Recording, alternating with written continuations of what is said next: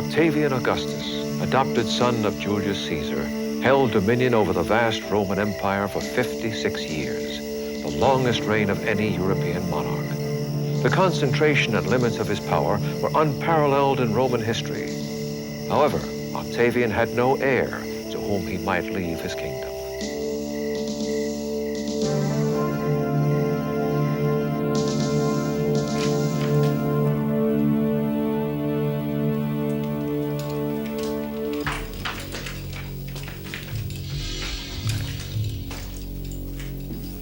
His Excellency ponders his own mortality this night.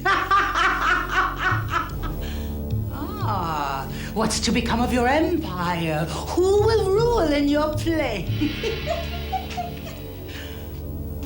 You've come to ask the gods.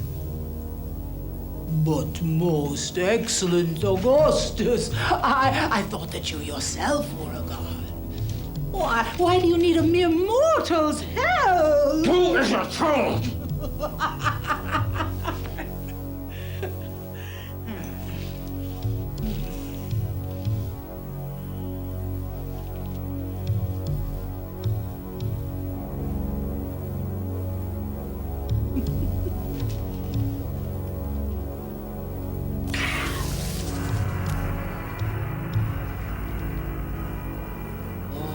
Ancient and all-powerful gods, hear me.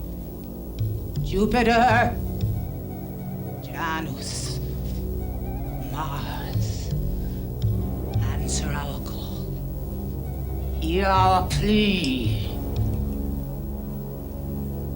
Who is to reign on the throne of Rome after your servant Octavian has crossed over to Hades?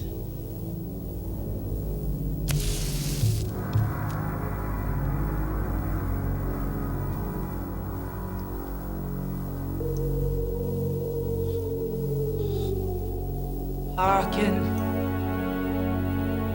Gaius Octavius. The gods have blessed you your kingdom. Never before in the world of mortals has there been such a vast and powerful empire. But the days of your reign are counted. Now hear the words of the most powerful and mighty God, who rules over all the men of earth and all the gods of heaven. Another king is about to be born in the far-off land of Palestine. The days of his sovereignty will be without number.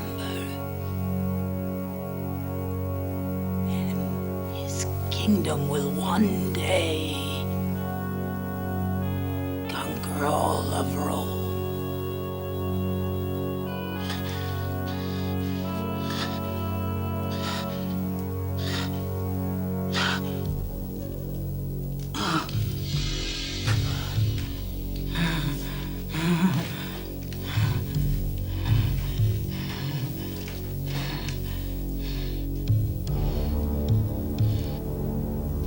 Kill her.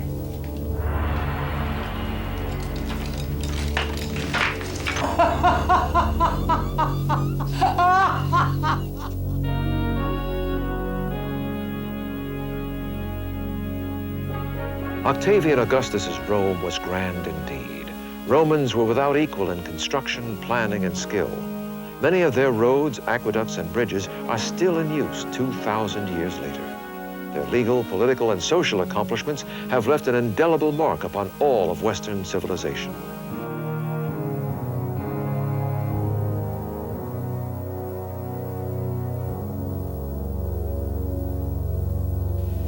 The legend of Octavian's visit to the sorceress who supposedly lived here on Capitoline Hill is probably just that, a legend, that developed years after the events had already unfolded. However, during Octavian's reign, a certain Jew was born in Palestine who was reputed to be the Son of God. Now, in the 300 years that followed, the disciples of Jesus of Nazareth, even though they were cruelly persecuted and martyred, won over the entire Roman Empire to their faith.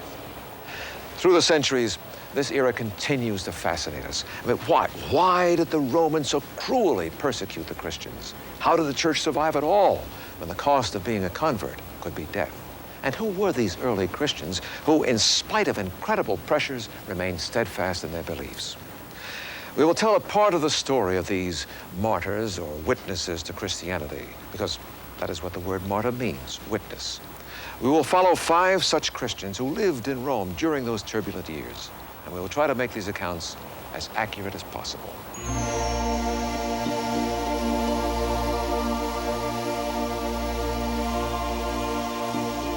In the last century, archaeologists have unearthed a great quantity of evidence, such as inscriptions, monuments, and written texts confirming each of their existences. And surprisingly, these recent finds have also given added weight to many of the legends that have survived the centuries. Once there must have been documents, such as court records, detailing the facts concerning each of the martyrs' trials.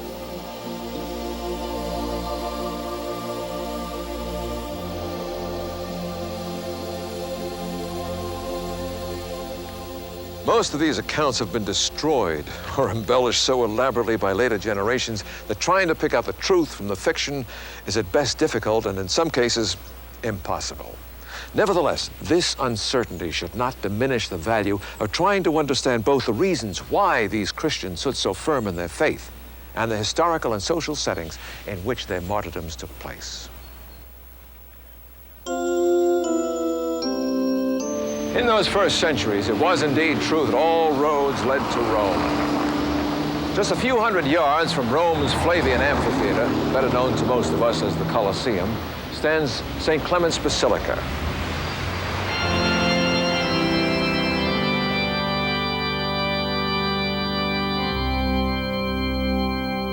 Within a short time of Jesus' death and resurrection, approximately 30 AD, the first converts to this new faith had made their way to the hub of the Roman Empire.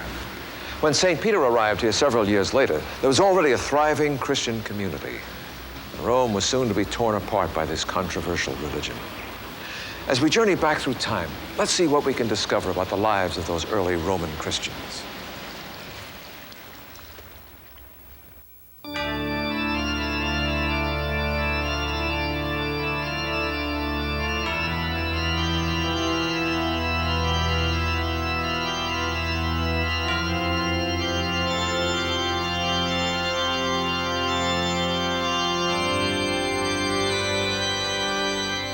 The pagan and Christian worlds were intertwined from the very beginning.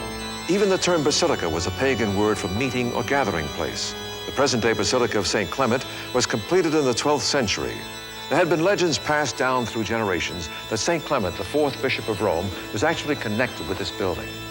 However, it wasn't until 1879 that it was discovered that under these very floors, where for centuries the faithful had kneeled and prayed for St. Clement's intercession, actually lay the original home of Clement himself.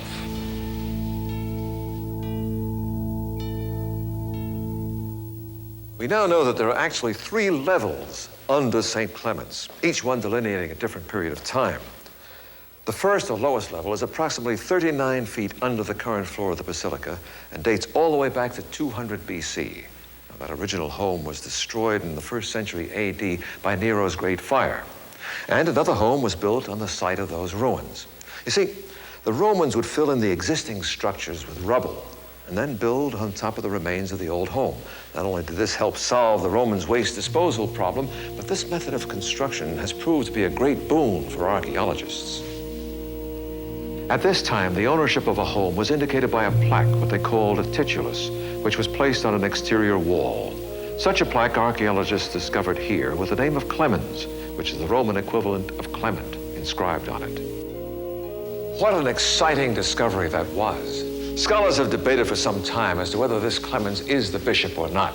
Some contend that the home really belonged to the 1st century Roman consul Titus Flavius Clemens, who was a cousin to the emperor, and that the bishop was really his freed Jewish slave. Well, Whatever the facts, the association of this church and the saint cannot be denied.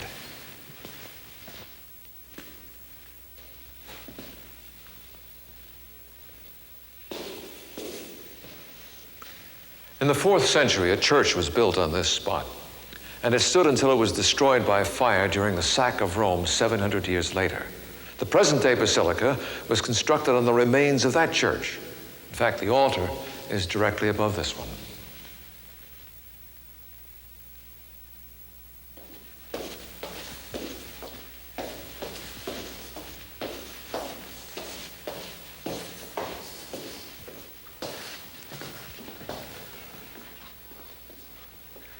This narrow passageway, believe it or not, was once an actual Roman street. I mean, if this were the 1st century, we'd be outdoors. But today you have to use your imagination to picture the blue sky overhead, to hear the sounds of people hurrying by on the way to the market or the Colosseum, to feel the breezes blowing around the corners of the buildings. Now let's walk down this street. As we walk down, we come upon the remains of a temple dedicated to the ancient Persian sun god Mithra. And across the way, the home of St. Clement.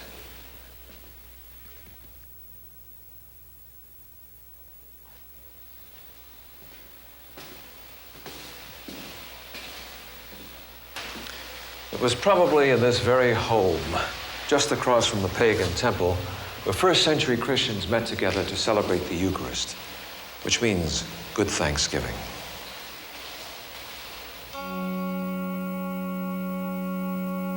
As the Christian community grew, it sometimes became necessary to take over whole houses, which probably happened here in the 2nd century. St. Clement is believed to have been a disciple of the Apostle Peter, who was martyred in Rome during Nero's reign in approximately 67 AD. In a letter written toward the end of the 1st century, St. Clement shed some light on the reasons behind the deaths of both St. Peter and St. Paul, who was executed 2 years later. He wrote, "To these men who lived such holy lives, there was joined a great multitude of the elect, who by reason of rivalry were the victims of many outrages and tortures. What or who was the cause of this rivalry is unknown. However, we do know that there were many misconceptions about the early Christians." Let me in! Let me in! I want to see my wife! Cecilius! Theodora, what are you doing with these people? Peace, brother. We're all friends here. Please. No, Cecilius, no. She's my wife.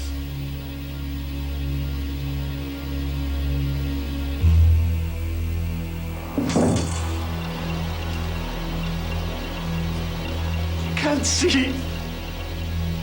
I can't see. I can't see. I can't see.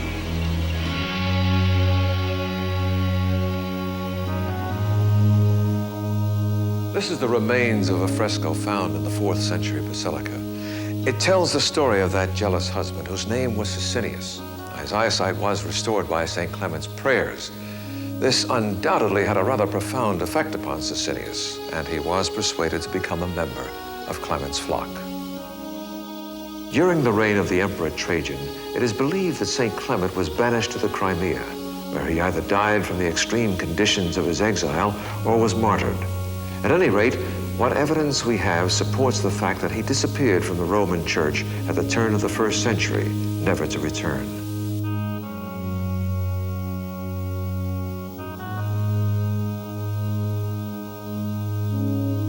Romans had long been known for their religious tolerance. They readily embraced the gods of Greece and were quick to add any new god they encountered to their public devotional celebrations. Even the Jews, though viewed with disdain, were allowed to continue their religious practices. But during the first 2 centuries, rumors ran rampant in Rome and throughout the empire that this new sect held strange and mysterious ceremonies. It was believed that Christians sacrificed babies on their altars and that they held clandestine orgies. Well, now, all of this was disturbing enough to the highly moral Romans. But what was even worse, this new sect rejected any small expression of veneration for the Roman gods. This was inexcusable. You see, the Romans believed in an ordered universe controlled by the gods of Olympus. As long as mortals showed them appropriate devotion, these gods would continue to bless Rome and its people. Many believed that the Christians' lack of respect would turn the gods' favor into anger. In fact, as time went on, every calamity that befell the people of Rome and its provinces was blamed upon the Christians. In addition, since the time of Octavian Augustus, emperors were declared to be gods, and worship of them became a part of Roman nationalism. But no matter how severely threatened, the Christians stubbornly refused to acknowledge the divinity of the emperor. The refusal to worship the emperor as God was an affront to Roman tradition and was to be the cause of numerous persecutions, the first of which began in earnest in 64 AD when Nero decided to use the Christians as scapegoats for his burning of several sections of the city of Rome in order to expand his palace.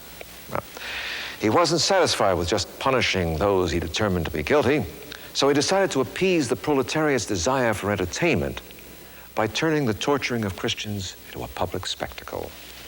So in his gardens on Vatican Hill, he gave a festival each night where the followers of Christ were covered with pitch and turned into human torches in order to illuminate the circus performances.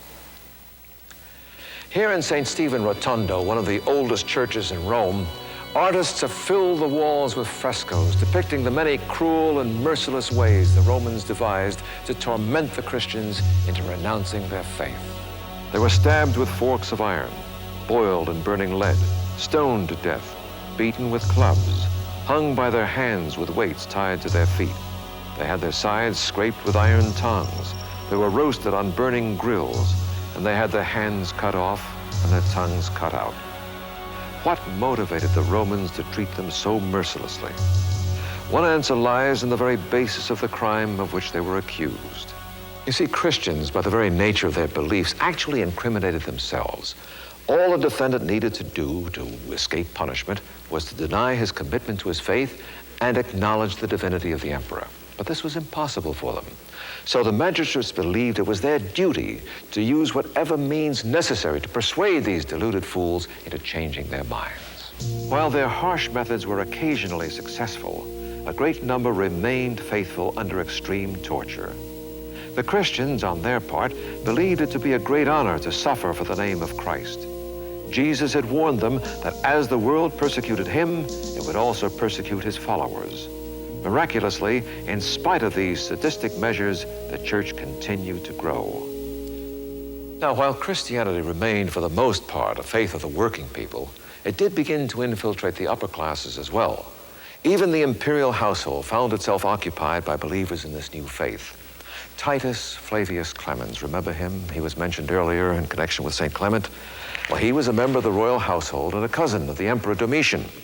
Imperial chronicles document the fact that in the year 95 AD, he was executed and his wife Domitilla exiled for the crime of atheism. Now, atheism was a common charge brought against those early Christians because they refused to worship the many Roman gods or to take part in public festivals honoring them. However, in spite of the dangers, many others of the aristocracy were surprisingly attracted to this new faith.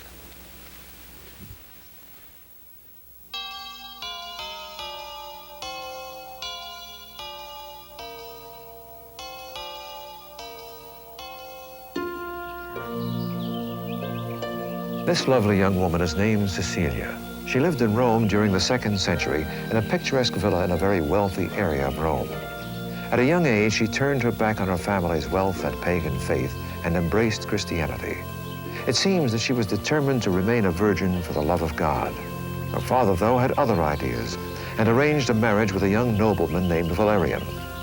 Valerian and his brother Tiburtius were eventually converted to Cecilia's faith. The brothers' great zeal and their diligent efforts at burying the bodies of the martyrs, who at this point were being killed almost daily, betrayed them into the hands of the authorities. They were both promptly executed. It was not long before Cecilia's loyalty to the Roman gods was also questioned.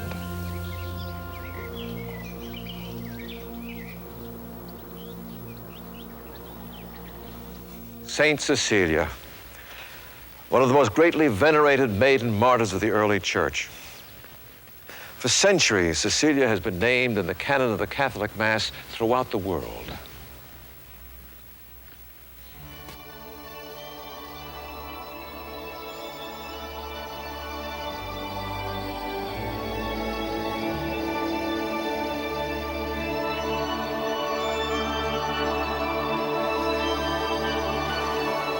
This is the church named after St. Cecilia.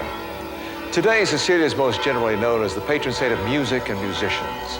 And each year on November 22nd, the anniversary of her martyrdom, the cloistered nuns commemorate her life with prayer and the singing of beautiful hymns.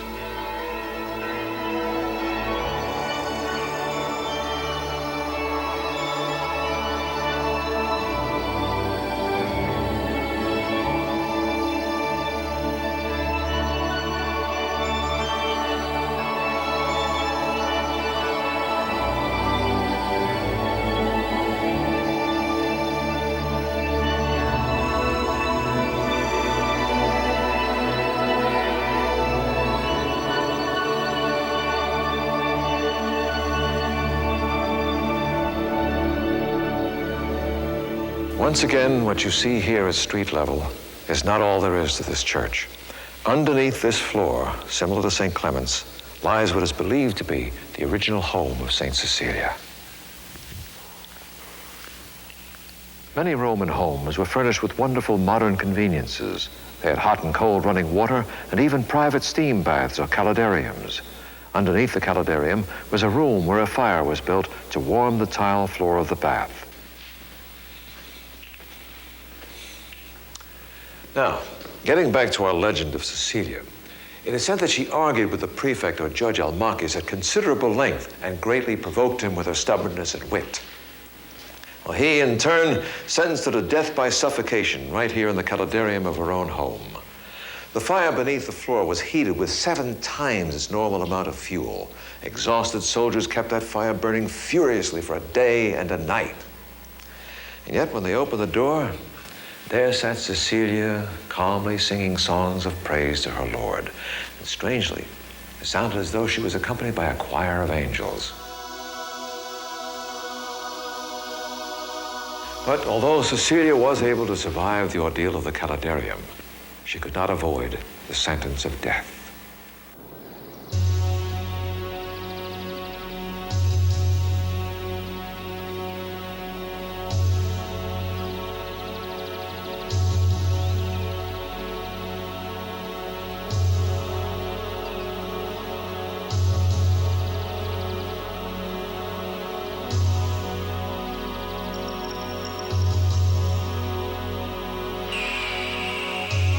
Somehow, Cecilia's fragile neck withstood the blows of the executioner's mighty sword.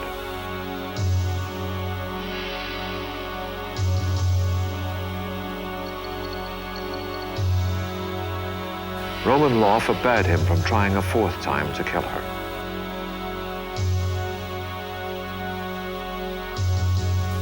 So Cecilia was left to die a slow death. She lived 3 days, and it is said that she converted many to the faith during that time.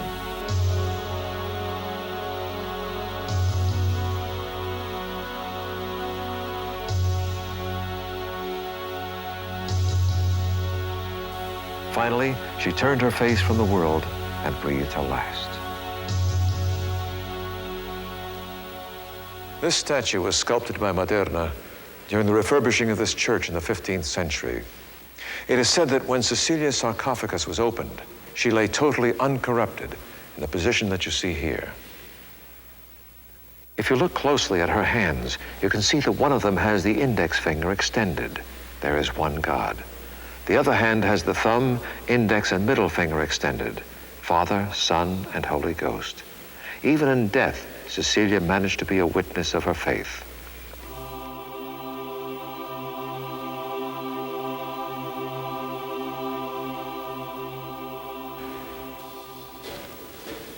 The Romans were great sticklers for obeying the letter of the law.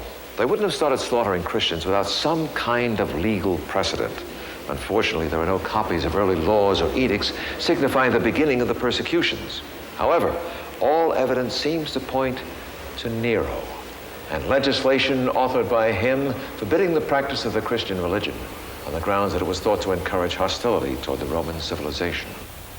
The earliest written evidence we have comes in the form of a letter written about 60 years after Nero. The Emperor Trajan was asked by one of the governors in Asia Minor what was the proper handling of the prosecution of Christians. Trajan wrote to the governor from his palace in Rome. It is impossible to lay down any general rule which can be applied as a fixed standard in all cases. No search should be made for these people, but when they are denounced and found guilty, they must be punished. That rescript governed the prosecution of Christians for the next 100 years. The persecutions were not constant, however, and the early church even experienced some periods of relative peace, especially during the reigns of inept emperors. But whether under persecution or not, the followers of Christ continued to multiply. A letter dated sometime in the 2nd century to a patrician named Dionysius states in part, "Christians cannot be distinguished from the rest of the human race by country or language or customs. They marry, beget children, share their board with each other, but not their marriage bed. They obey all the established laws, they love all men, and by all men are reviled. They are unknown, but still they are condemned." The reign of the Emperor Marcus Aurelius, which began in the year 161, was ushered in by a series of disasters. Famine and plagues ravaged the empire. The people of Rome blamed the Christians for these calamities and rose in anger against them. During his 19 years in power, hundreds, if not thousands, perished, including a number of renowned martyrs. Justin was beheaded in Rome.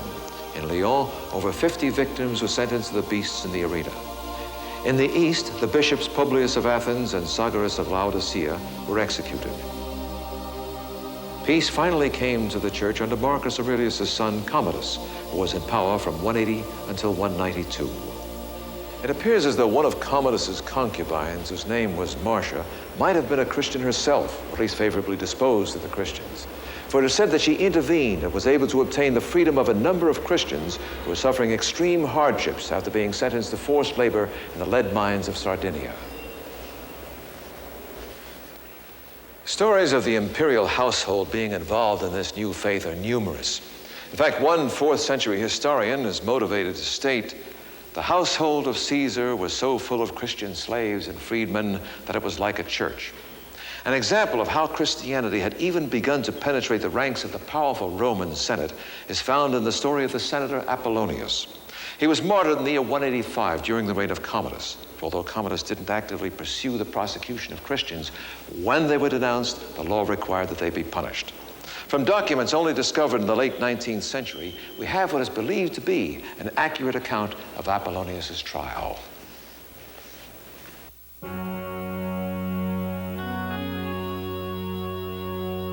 This ancient Roman Senate building was built under the Emperor Diocletian. To be a senator in Rome was a very great honor.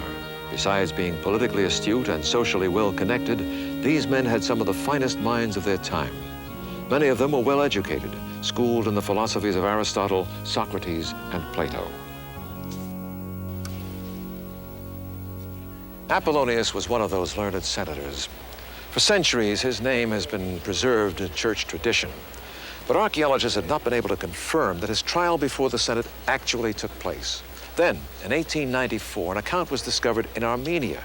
Shortly afterwards, a Greek translation turned up in Paris. The two were compared and found to be remarkably similar.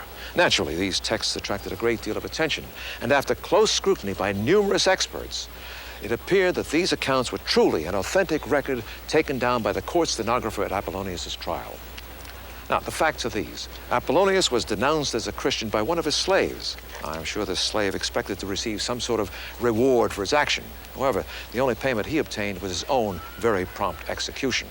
You see, as I said before, the Romans were great zealots for the letter of the law, and there was a law that strictly forbade slaves from informing on their masters. At any rate, Apollonius was brought before the entire Senate, and he was called upon to renounce his religion. He refused, and instead gave a bold defense for his faith. Can you imagine the furor this must have caused?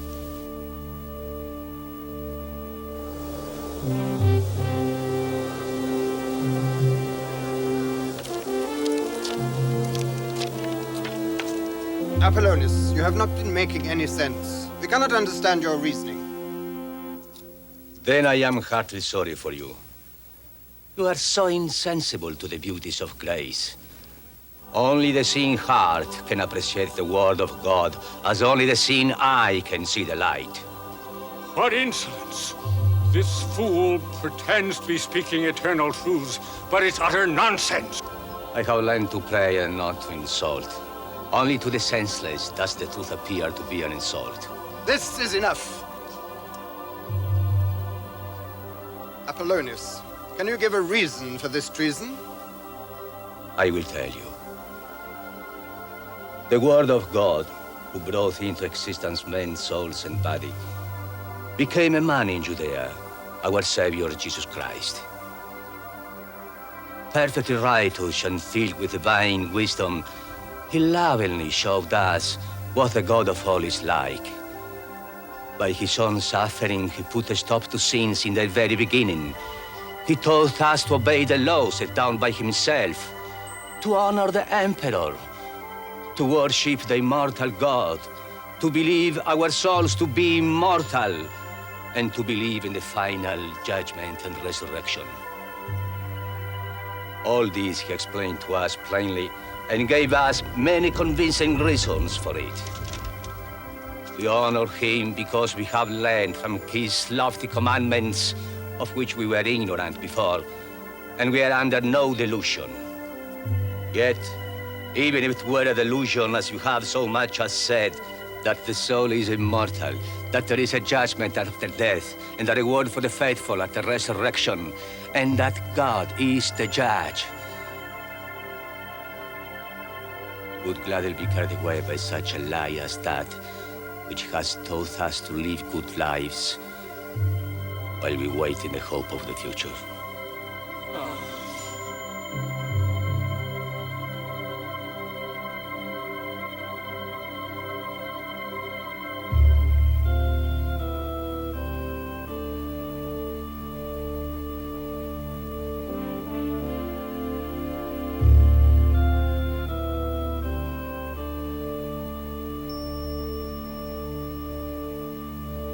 Apollonius' defense, remarkable as it was, left Perennis with no alternative. He sentenced Apollonius to death and decapitation. 8 years later, in the year 193, the Emperor Septimus Severus took over, and another era of Christian oppression began. Under Severus, the persecutions were governed by a series of new edicts, and Christians were now sought out for trial.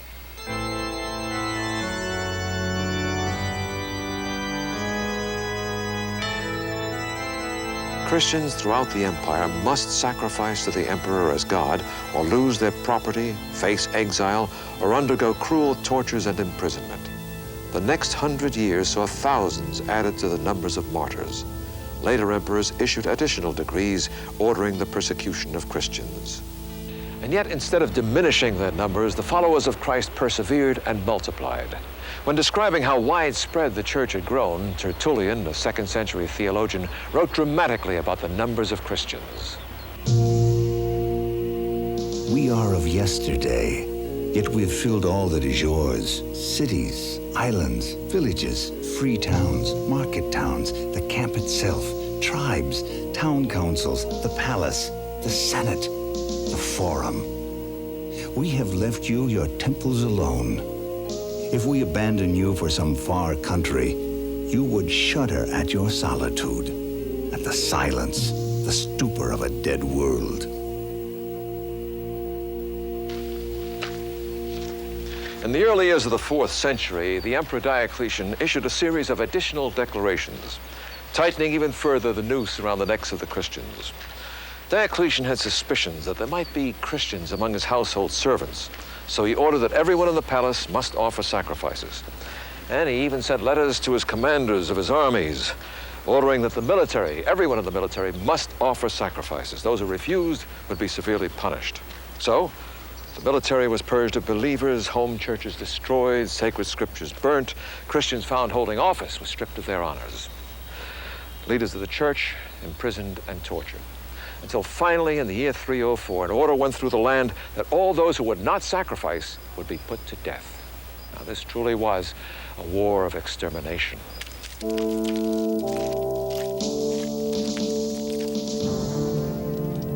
While mainly adults were afflicted with punishment, it was not uncommon for a mother or a father and their children to be sentenced to the perils of the arena, where wild animals waited to devour them. Sometimes children were targeted as a means to dishearten their parents and discourage conversions. The stories surrounding the martyrdom of the young Saint Agnes are sometimes extravagant and contradictory. However, there is no doubt that Agnes was martyred and that she was buried beside the Via Nomentana just outside the walls of Rome.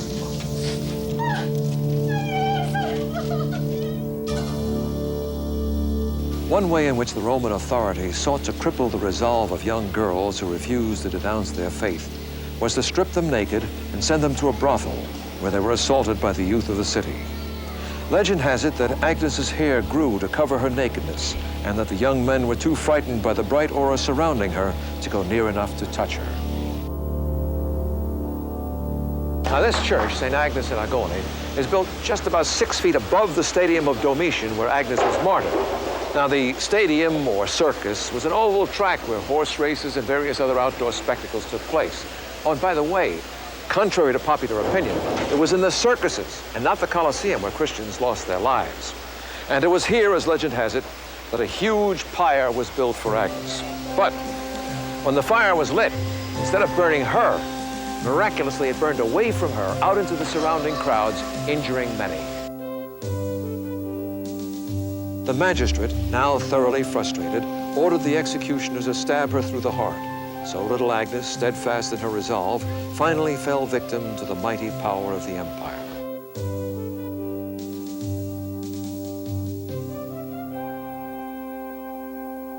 In the 8 years from 303 to 311, thousands more Christians were killed under the decrees of Diocletian and his cohorts.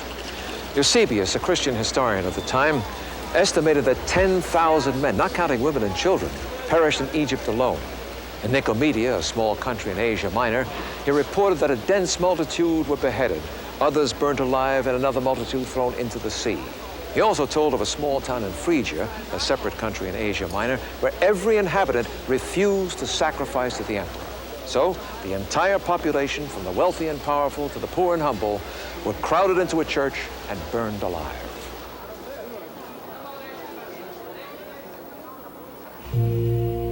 In Rome, many were simply bound and thrown into Rome's underground sewers to drown. Each night, women would gather on the banks of the Tiber River, where they would wait for the bodies of those who had been tortured and killed that day to float out of the sewers. One such sewer opening is still visible. The women would then clean the corpses and carry them outside the city walls to the catacombs for burial. Diocletian established a government ruled by a tetrarchy of 4 emperors sharing power simultaneously.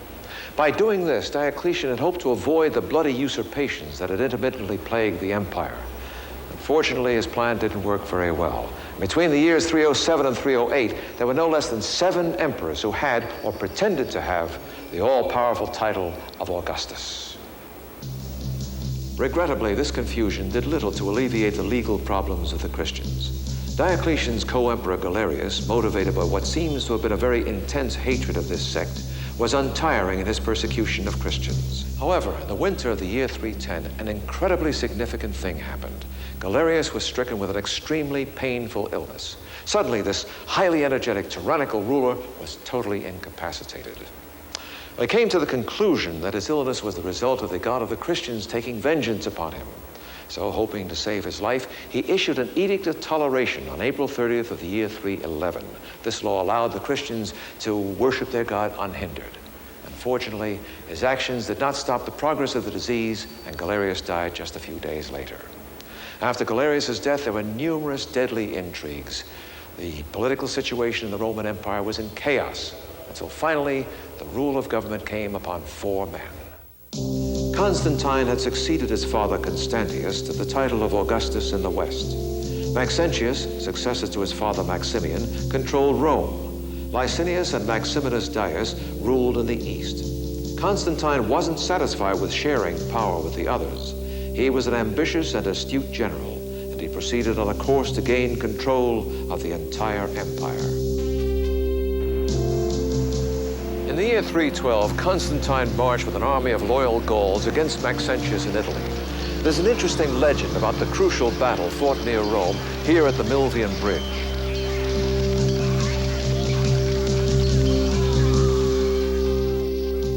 On October 27th, Just as the sun was starting to lower in the cloudless sky, a brilliant light, which took the form of the cross, appeared in the heavens. Upon the cross, plainly inscribed, were the words, "By this sign, conquer." Now, Constantine and his army were dazzled by this strange sight. Pagan soothsayers and wise men were consulted, and the consensus of opinion was that this was an omen portending certain defeat. Constantine himself, believing the forecast, went to bed expecting the morning's outcome to be disastrous. While he slept, he was visited by a vision of Christ holding the cross. He commanded the emperor to make a royal banner, or standard, with the symbol he had seen in the sky inscribed on it. This standard was always to be carried in front of his army as an emblem of faith. The following morning, Constantine ordered that this Chi-Rho design, which combines the first two letters, the X and the P of the Greek name for Christ, be put on top of a long spear and placed at the head of the troops. As the battle progressed, Constantine's army fought bravely, and in the end, they were victorious. The co-emperor Maxentius drowned in the Tiber River while trying to escape. Now, scholars have been suspicious of this story for many years. There is no doubt that Constantine had some sort of religious experience that definitely changed his opinion of Christianity. For 1 year later, he made an agreement with his eastern rival Licinius, and together they issued the Edict of Milan, which guaranteed that every person in the empire, especially Christians, would have freedom of worship. They also ordered that all buildings and properties confiscated during the persecution be returned to the church.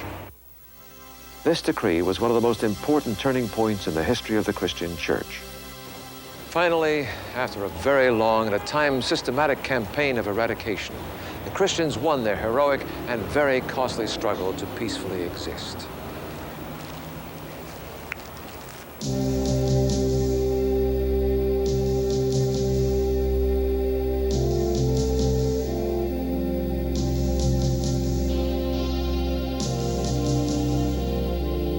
Constantine's commitment to the Christian faith has been widely debated. It is documented, however, that in the year 337, as Constantine lay on his deathbed, he did choose to become baptized and become a member of the church. Now, this should have been the end to the long line of Christian martyrs. Unfortunately, it was not. 24 years later, Julian, son of Constantine's stepbrother Julius Constantius, became emperor of Rome. Upon his ascension to the throne in the year 361, he openly renounced Christianity and revoked all the privileges previously given to the Galileans, as he scornfully called the Christians. Now, while public executions were not common, his overzealous officials and the bigoted pagans of Rome caused the death of many Christians.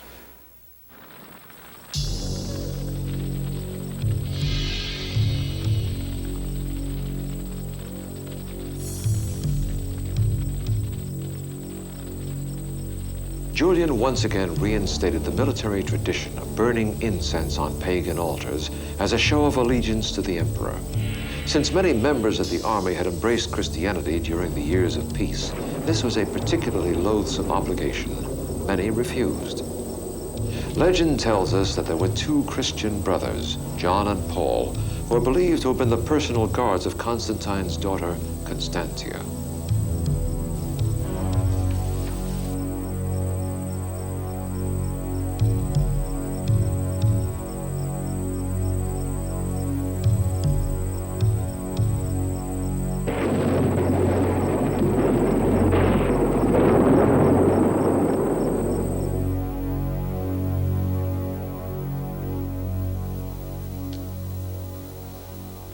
Whether or not John and Paul lived during the time of Julian is questioned by many scholars.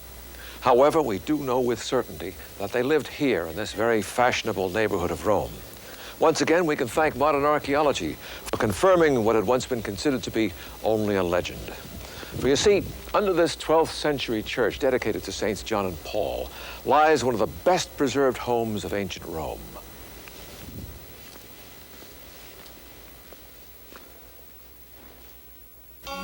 We're now 20 feet beneath the present-day Basilica of Saints John and Paul.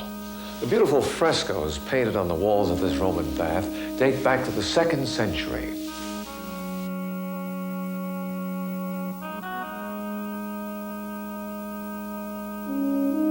This dining room is adorned with what is called Pompeian art. And in this corner is a woman with outstretched arms, a posture that often represented someone praying. Legend has it that because John and Paul were so very popular with the people of Rome, it was decided that they should be murdered quietly in their own home. So very early one morning, Julian's own imperial guard came here and executed them. They were buried right here. Excavations made in 1887 unearthed the martyrs' bones and this crude altar commemorating their deaths. Julian's reign lasted only 19 months. He was killed during his campaign against the Persians in the year 363. And so this final threat to the early church passed from the Roman world. All the emperors following Julian were Christians, and all the rights taken from the church were quickly restored. In February of the year 380, the Emperor Theodosius the Great issued a decree that all his subjects should accept the doctrine of Christianity as their rule of life. Thus, the Christian church became the Church of the Roman Empire.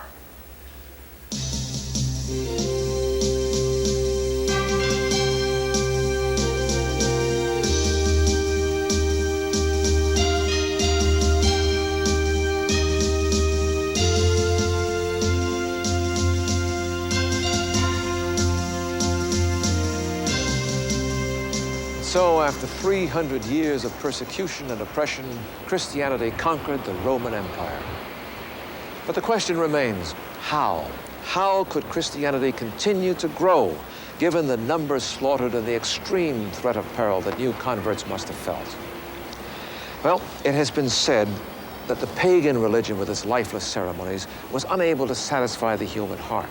But by contrast, the zeal and the exemplary lives of those early Christians were an inspiration. Even Celsus, the scholarly second-century pagan critic of Christianity, admitted that the lives of the Christians were a powerful message. Lastly, the very events we have depicted in this film played a major role in attracting many, many converts. We have seen the incredible tenacity of the Christians during the persecutions. We have seen the heroic courage of the martyrs. These were a compelling declaration of the truth of their beliefs.